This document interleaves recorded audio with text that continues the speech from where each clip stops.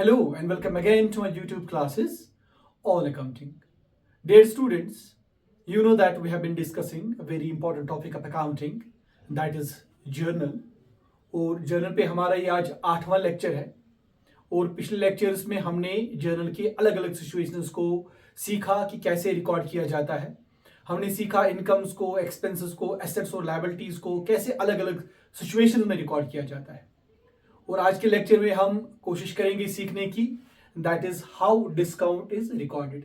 Discount को कैसे record किया जाता है। तो डिस्काउंट की भी कुछ सिचुएशंस हैं, तो हम इन डिफरेंट सिचुएशंस में देखेंगे कि डिस्काउंट को कैसे रिकॉर्ड किया जाता है।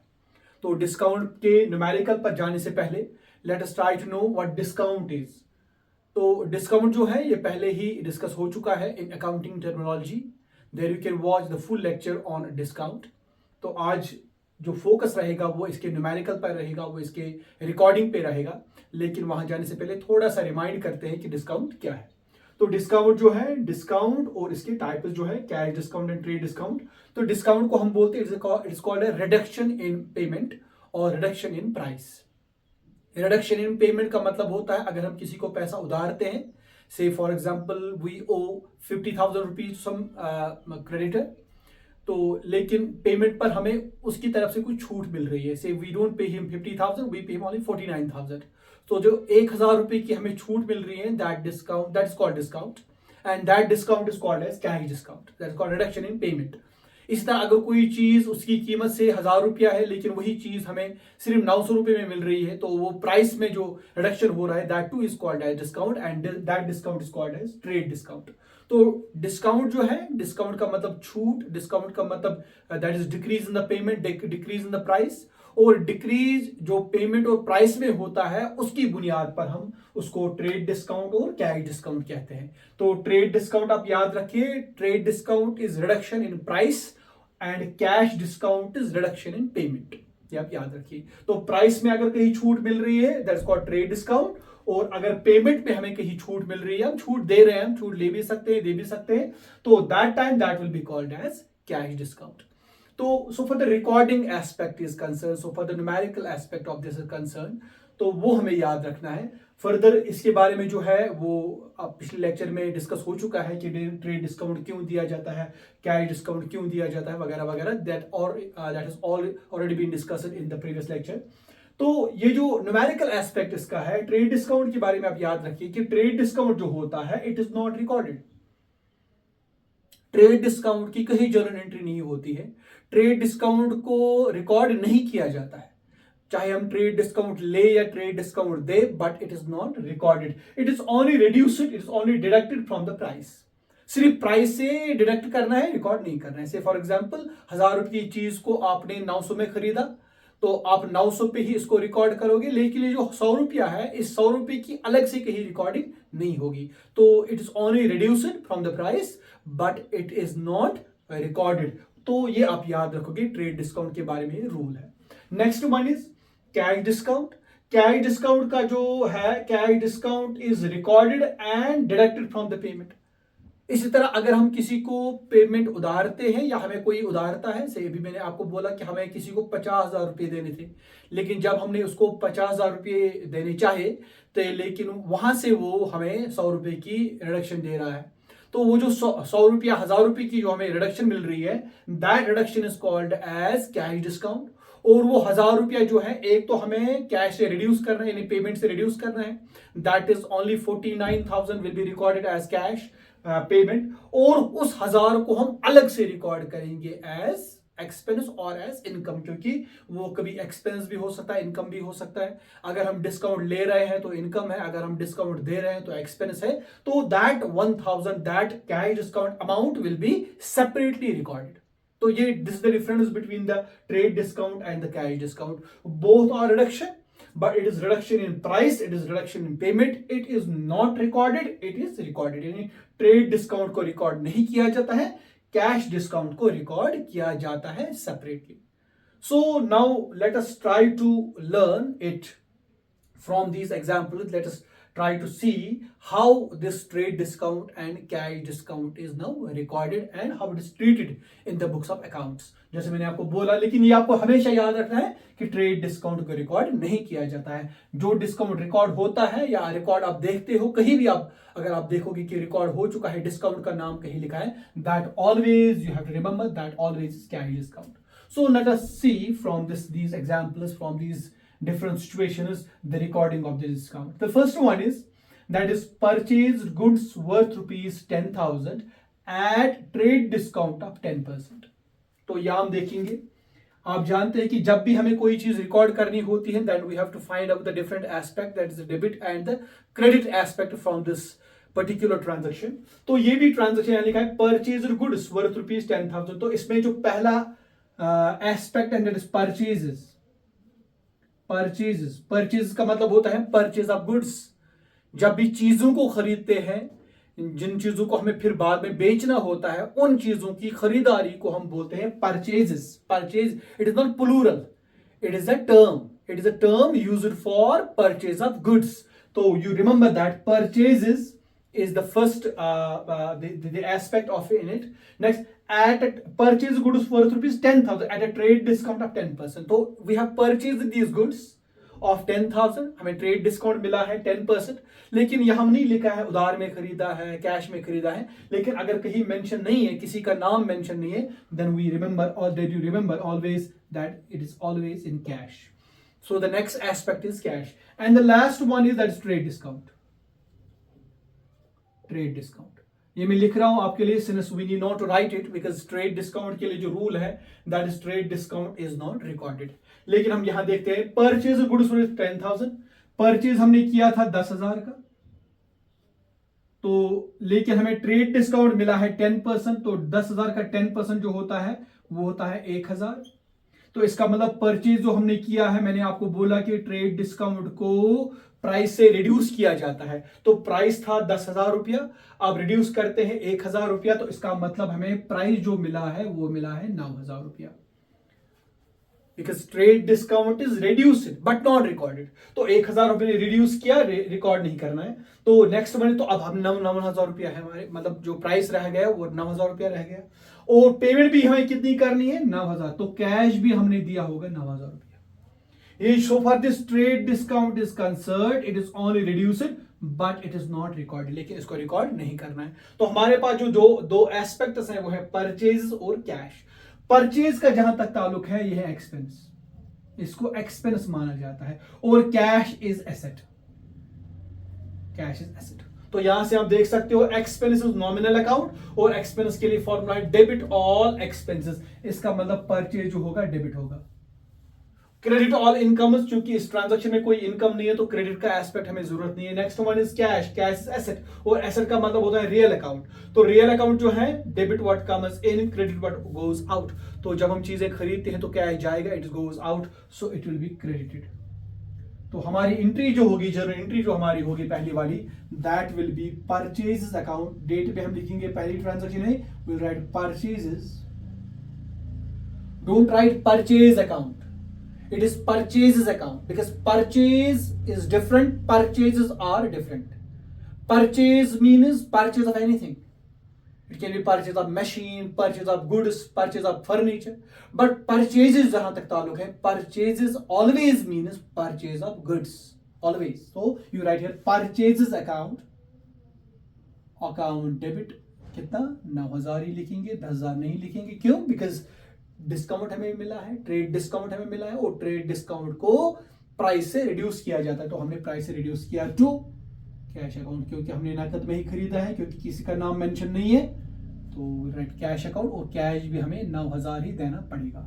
तो right here narration being goods purchased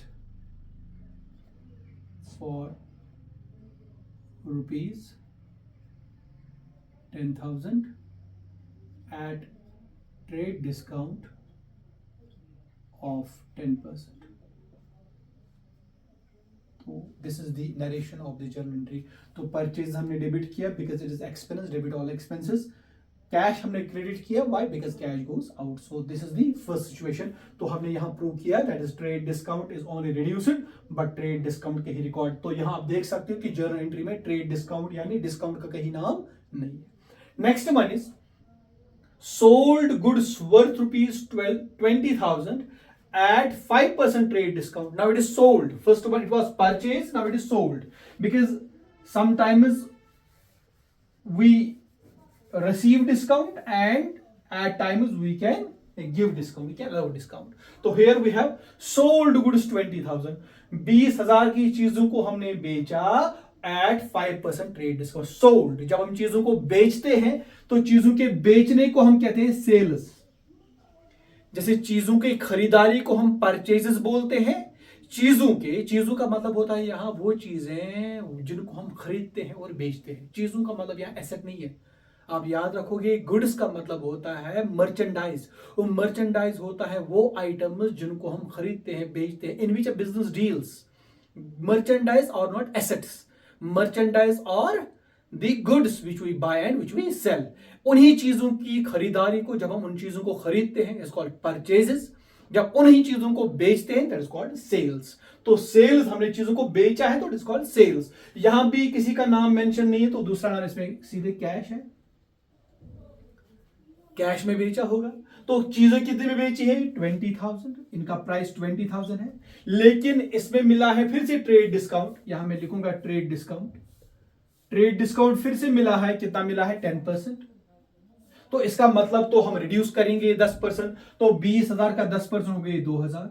तो इसका मतलब ये चीजें सिर्फ हमें 18,000 में पड़ी। तो कैश भी हमें 18,000 ही देना पड़ेगा। तो सेल्स जो है, sales again it is income. Sales जो है ये हमारी इनकम है। जैसे परचेज जो होता है एक्सपेंस होता है, सेल्स हमारी इनकम है। तो इनकम फिर से नॉमिनल अकाउंट है और नॉमिनल अकाउंट में debit all expenses credit all incomes. तो अगर ये इनकम है तो क्रेडिट होगा, तो it will be credited. Sales will be credited.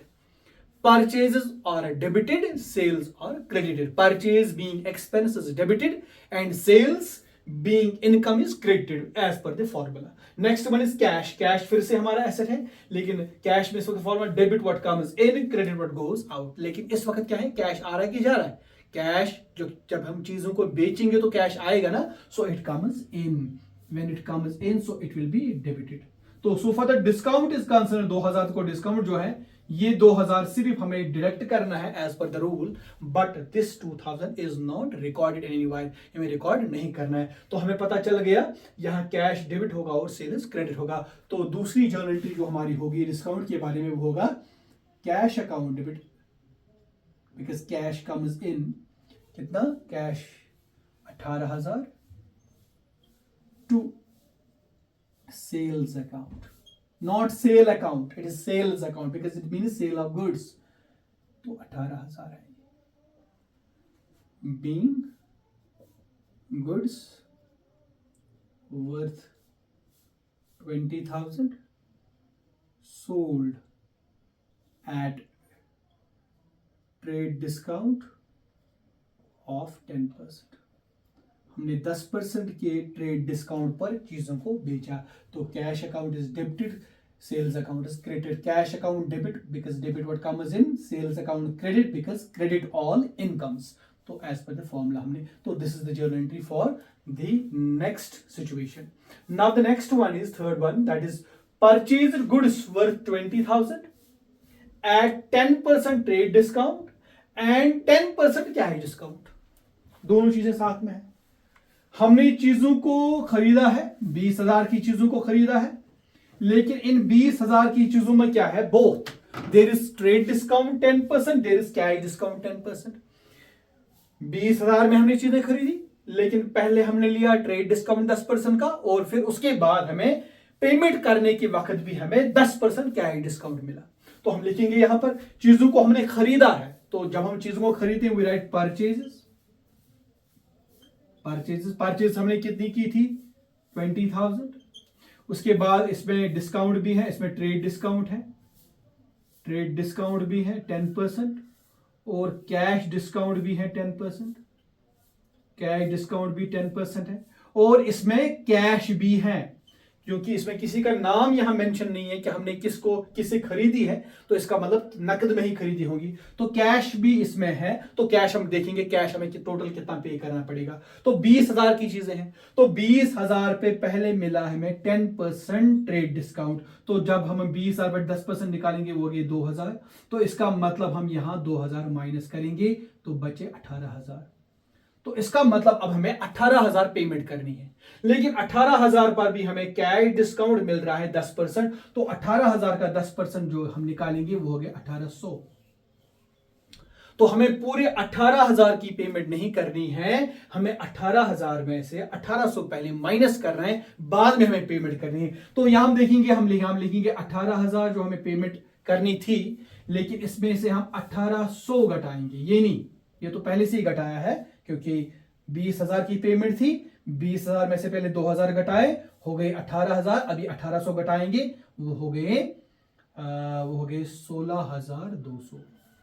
तो पेमेंट हमें करनी है 16,200, सिंपल। तो 20,000 की चीजों को हमने खरीदा, पहले ट्रेड डिस्काउंट मिला 2,000, हो गए 18,000 की पेमेंट अब हमें करनी है, लेकिन पेमेंट में भी हमें डिस्काउंट मिला 10%, हो गए 1,800। ये जो ट्रेड डिस्काउंट 2,000 है, इट इज नॉट रिकॉर्डेड, हमें रिकॉर्ड नहीं करना है, इट सिर्फ रिड्यूस करना है। लेकिन कैश डिस्काउंट के बारे में हमने रूल पढ़ा, इट इज रिकॉर्डेड। एक तो पेमेंट में रिड्यूस भी करना है, हमने पेमेंट में रिड्यूस किया, हमने लिखा 16,200, एक तो पेमेंट में हमने रिड्यूस किया, और दूसरा हमें अलग से रिकॉर्ड भी करना है। अभी कैश डिस्काउंट जो है इसको हम रिकॉर्ड करेंगे, कैसे करेंगे वो विल सी इट। तो परचेज जो पहले आप याद रखो, परचेज इज एक्सपेंस, ये हमारा एक्सपेंस है, और एक्सपेंस जो होता है नॉमिनल अकाउंट है, और नॉमिनल अकाउंट में डेबिट ऑल एक्सपेंसेस, तो ये डेबिट होगा। दूसरा ये क्या है, डिस्काउंट हमारा क्या है, हमें पेमेंट कितनी करनी थी 18,000, लेकिन हमें करनी कितनी पड़ी 16,200। तो हमें पैसे कितने बच गए, 1,800 पैसे बच गए। तो 1,800 रुपया अगर हम बच गए, तो ये बचना तो हमारी इनकम है। तो इसका मतलब जो कैश डिस्काउंट यहां पर है, ये हमारी इनकम है। अगर ये इनकम है, तो इनकम के साथ क्या रूल है, क्रेडिट ऑल इनकम। इसका मतलब ये 1,800 जो होगा ये क्रेडिट होगा, बिकॉज इट इज इनकम। यही 1,800 अगर हमने दिए होते सेल्स के वक्त, अगर हम चीज को बेचते, फिर हमने ये 1,800 दिया होता एज डिस्काउंट, हमने दिया होता, किसी बायर को दिया होता, तो उस वक्त ये 1,800 डेबिट होता, because that time it would have been expense, but it is now income, so it will be credit all incomes. और कैश जो है, क्योंकि हमने चीजें खरीदी है तो पैसा देना पड़ेगा, तो ये रियल अकाउंट है, debit what comes in, credit what goes out, it goes out, तो it will be credited, credit what goes out, so cash will be credited. Here you can find out there is one debit and two credit, but there is no other aspect, there is only debit and credit. So we'll write here, let us write this journal entry here like this. We'll write here what is debited, purchase account is debited, right? Purchases account debit, how much? Purchases account debit is 18,000, total 18,000 की चीजें हमने खरीदी to cash account, लेकिन हमने पैसा कितना दिया इसको, पैसा हमने दिया ओनली 16,200, हमें पैसा कैश देना पड़ा। और टू डिस्काउंट हमें पैसा बचा कितना, in the form of discount. यहाँ कैश डिस्काउंट लिखने की जरूरत नहीं है, यहाँ आप डिस्काउंट लिखो, because this discount always means cash discount, because trade discount is not recorded. तो टू डिस्काउंट अकाउंट हम लिखेंगे, डिस्काउंट हमें कितना मिला 1,800, और जब हम टोटल करेंगे ये 1,800 प्लस 16,200, ये बन गया 18,000। So debit is always equal to credit. There are two aspects in a journal entry, and these two aspects are equal to each other. So how much is debit? The equal amount is credit. तो यहां भी 18,000 है, और इन दोनों का total भी 18,000 है। और जर्नल में इस जर्नल एंट्री को हम कंपाउंड एंट्री कहते हैं, compound entry, because actually these are two journal entries. First we should have written it purchase account debit cash account 16,200, then we should have write purchase account debit discount account 1,800। तो ऐसे भी इसको लिखा जा सकता है, लेकिन but we need not to write it like that.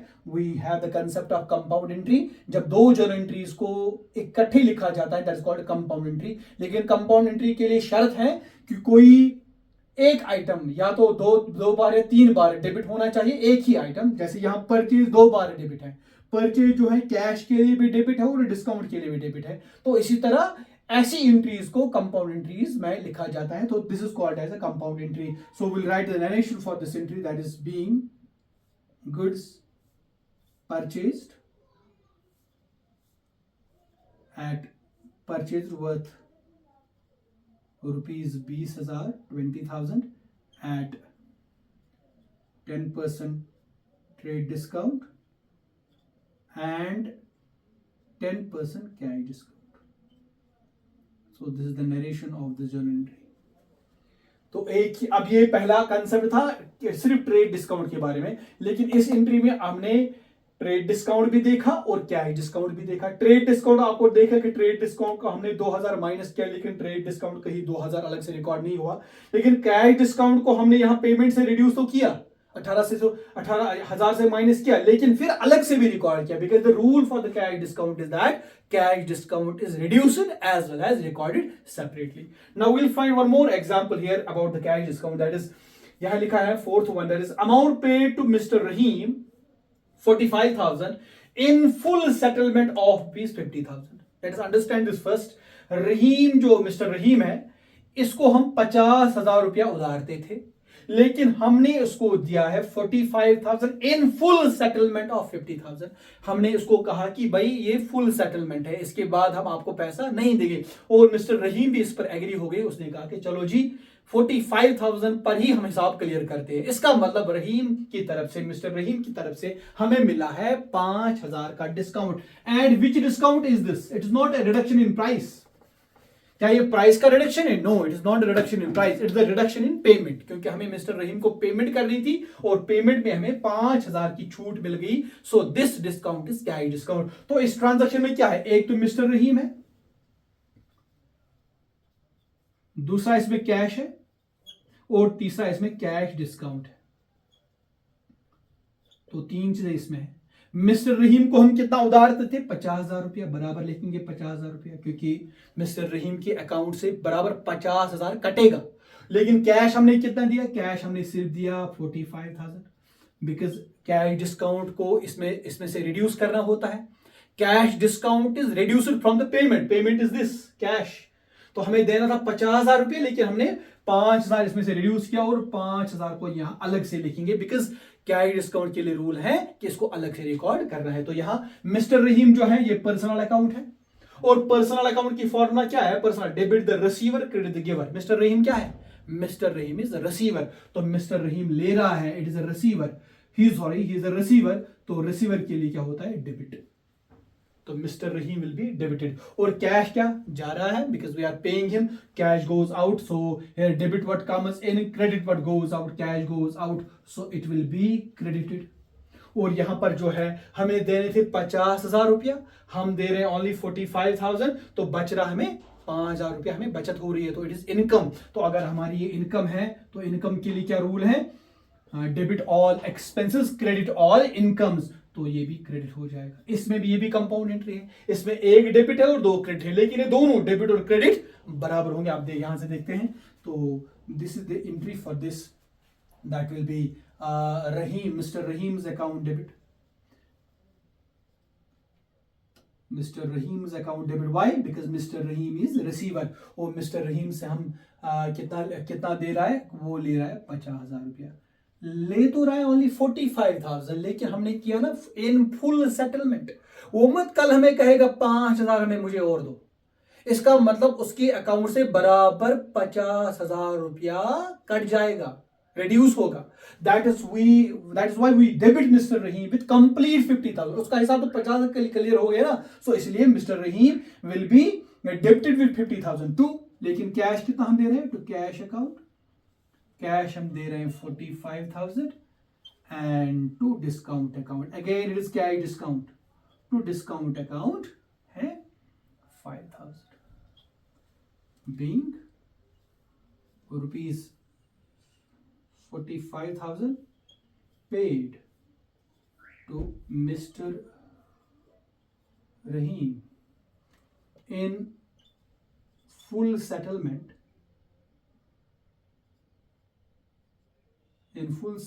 of rupees 50,000. ये हो गया clear. This is one more example here. the amount has not been paid, the amount has been received. अब हमने पैसा लिया है मिस्टर जेड से 19,000, लेकिन in full settlement of ₹20,000, so it is reverse of it. यहां डिस्काउंट इनकम है, यहां डिस्काउंट एक्सपेंस बनेगा. But I wish you to try this situation yourself, और आप कर सकते हैं, मुझे पता है. I hope you have understood this. Discount अब फिर से मैं रिमाइंड करता हूं, डिस्काउंट जो है रिडक्शन होती है पेमेंट से. डिस्काउंट हम लेते भी हैं, देते भी हैं. डिस्काउंट प्राइस की अगर रिडक्शन है तो ये ट्रेड डिस्काउंट कहलाता है. अगर पेमेंट की रिडक्शन है तो कैश डिस्काउंट कहलाता है. अगर प्राइस की रिडक्शन है, ट्रेड डिस्काउंट है, तो रिकॉर्ड नहीं होगा, रिड्यूस होगा, रिकॉर्ड नहीं होगा. लेकिन अगर कैश डिस्काउंट होगा तो एक तो पेमेंट से रिड्यूस भी होगा और रिकॉर्ड भी होगा. And that you have seen in all these situations. Hope you have understood this question, and there are I think a few more topics on journal as well, and we'll be meeting in my next lectures with all those remaining topics. And I wish you best of luck, and thank you so much for watching my lectures. I hope you have understood this, you are feeling comfortable with me with this all content, and I am hopeful that if you find any difficulty anywhere, you can write to me, you can contact me, and I'll be very happy to answer any of your query. And I wish you best of luck. Till then.